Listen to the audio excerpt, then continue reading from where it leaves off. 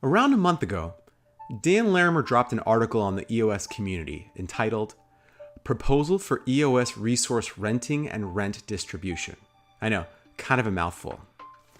Essentially, this was the first time that Block One was expanding upon an idea that they had originally mentioned back in the EOS.io white paper.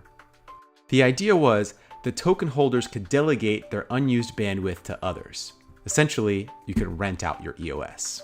The proposal, although really exciting, was a bit confusing to most people out there. So let's take a second to break it down. The proposal calls for the creation of something called the Resource Exchange, or REX for short. Now at its core, the REX is really just this big pool of EOS into which token holders can lend their unused EOS, and from which developers and dApp builders can temporarily rent that EOS to use for network resources. When EOS is borrowed or rented from this pot, it's a restricted form of EOS called SEOS, or staked EOS. This ensures that this borrowed EOS can't be used for voting or for airdrops, things that only true owners should be able to use it for. It's also designed to have its own inflation system, which helps prevent people from holding on to this SEOS for too long. When anyone rents this SEOS, they pay a small rental fee, and that is added into the REX pot. The more renters there are, the more fees get collected. Now on the token holder side, there's something called the REX token, or T-REX as some have called it. This is simply a placeholder token. When you lend out your EOS, you get an equivalent amount of REX tokens. These tokens are non-transferable and can only be traded back into the REX for EOS.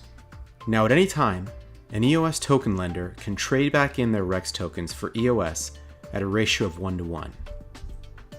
But the more interesting thing is, the juicy part is, that they also get a slice of the rental fees that are collected in that time, proportionate to the amount that you put in. To make the pot even sweeter, Block One has proposed that all the other system fees that are currently being generated and that don't have any designation right now go into the REX as well.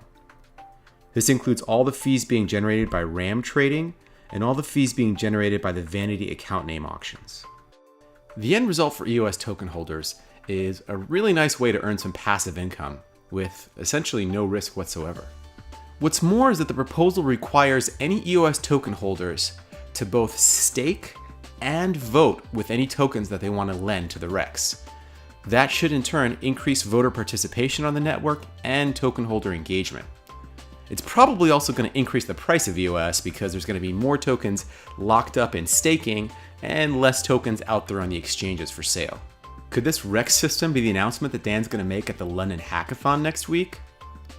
We don't know, but we're sure excited to see when this thing rolls out. If you want to know more about the REX, check the links below. We'll link the original article by Dan, and we'll also link an article by EOS Cafe that explains this in a lot more detail. If you like the video, smash the like button, and if you want more access to educational videos like this, please subscribe to our YouTube channel. Catch you later, EOS World.